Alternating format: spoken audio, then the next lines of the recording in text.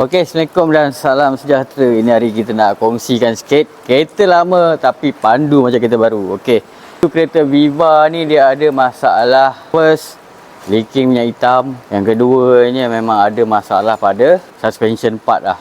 Okey, kereta ni kita dipahamkan kereta ni awal rumah dia punya. Dia ada satu biji kereta lagi. Kereta ni memang awal rumah dia pakai lah untuk hantar anak sekolah, untuk belanja, untuk jalan dekat-dekat lah. Okey. Kereta ni pun memang dah lama. Yang keduanya memang tak pernah tukar apa-apa part bahagian bawah. Mungkin kalau kita tengok tahun dia memang dah sampai masa lah untuk dia rombak rawat balik untuk bahagian suspension dia. Okey, untuk bahagian leaking, untuk kereta Viva ni kita tukar dia punya valve cover gasket satu set. Satu set kita tukar. Tujuan kita tukar satu set untuk model Viva ni, dia punya plug seal dia ni, kalau kita nak buat, kita nak kena kopik benda ni. Kena kopik. Lagi satu, yang asal ni dia dah gam. Bila kita buka nanti, kita gam balik, dia punya plug seal ni takut tak tahan. Sebab apa? Dia tak cukup rapat bila kita tampal dia balik. Tu tujuannya kita tukar satu set. Dah tukar yang baru, pastikan dia punya lubang ni kita besarkan sedikit. Supaya apa? Wap panas tu dapat keluar. Kalau original dia punya lubang ni terlalu kecil. Ini dia punya spark plug. Kita boleh tengok. Nampak tak ni? Hitam. Ni seakan-akan kekuningan lah. Okey. Dia punya spark plug ni pun, kalau kita tengok, dia punya mata untuk plug ni, dia dah start menyerong. Jadi untuk sistem pengapian dia tak berapa cantik. Jadi kita tukar sekali. Kalau kita tengok pun dia dah mula bocor dia punya spark plug. Okey. Dekat tangan saya ni adalah steering rack satu set. Okey. Masalah dia ni, dia leaking bahagian shaft dalam. Bahagian shaft dalam. Untuk model Viva ni dia menggunakan sistem hidrolik, sistem minyak. Jadi bila mana ada kebocoran pada steering rack, kita asyik kerja top up minyak ya. Bila top up minyak daripada steering rack ni pun keluar, dia akan mengalir pergi ke mana? Pergi ke kita punya suspension part. Nampak tak ni? Kesan-kesan minyak daripada steering rack tadi. Tu saya cakap, kalau ada kebocoran ke, ada bunyi ke, kita kena terus pergi direct bengkel terdekat untuk check kita punya condition part. Sebab apa? Bila macam gini, punca daripada steering rack, tapi benda-benda lain pun terikut kena sekali. Macam ni lower arm ni. Lower arm punya ball joint dah goyang macam ni. Ini kalau kita pakai lagi, berkemungkinan dia punya ball joint tercabut. Bila tercabut, apa akan jadi pada kita yang memandu ni? Alam lah. Saya pun tak nak cakap apa. Okey, yang ini pula adalah rotor disc. Kalau kita tengok permukaan rotor disc ni, dia ada berloreng tau. Kalau macam perempuan yang bawa nampak macam performance sangat, macam racing. Lagi satu, untuk yang brake yang berjalur ni, dia ada bunyi sikit. Kalau untuk bila kita braking. Sebab apa? Bila mana dia dah berjalur, bila kita braking, dia akan bunyi. Jadi nampak kalau kita tengok macam terlalu racing sangat lah. Jadi owner pun minta kita tukarkan sekali lah dia punya disc rotor dia ni.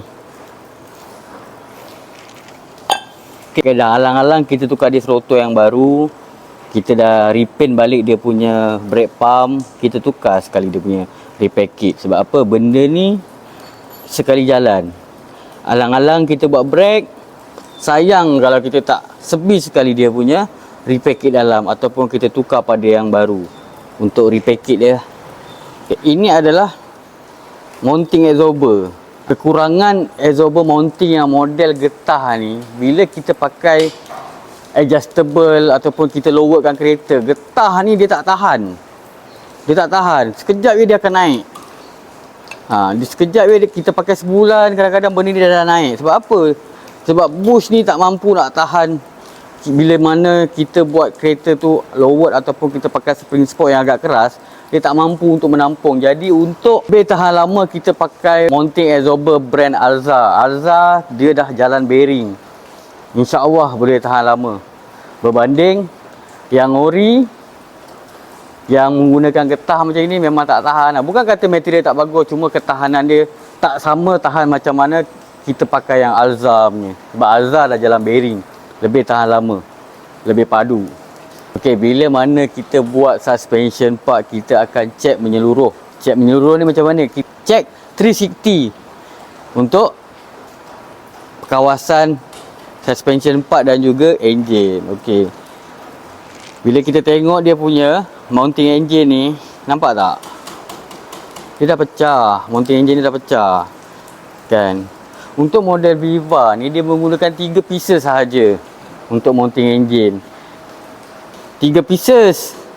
Kalau satu pecah, ibaratkan macam 2 saja yang berfungsi, satu tidak. Jadi memang vibration dekat dashboard dan juga steering tu memang ketara. Lagi satu, memang kita agak penat bila bawa.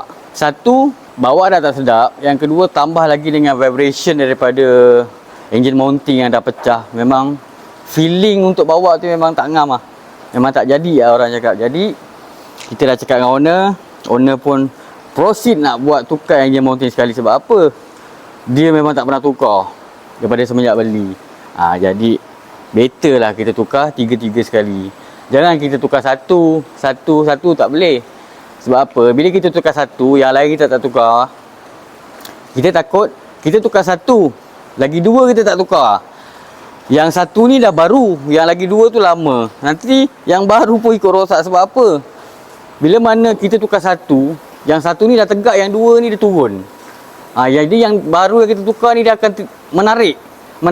Tu yang jadi boost tak tahan lama. Sebab tu saya cakap kalau nak tukar 3.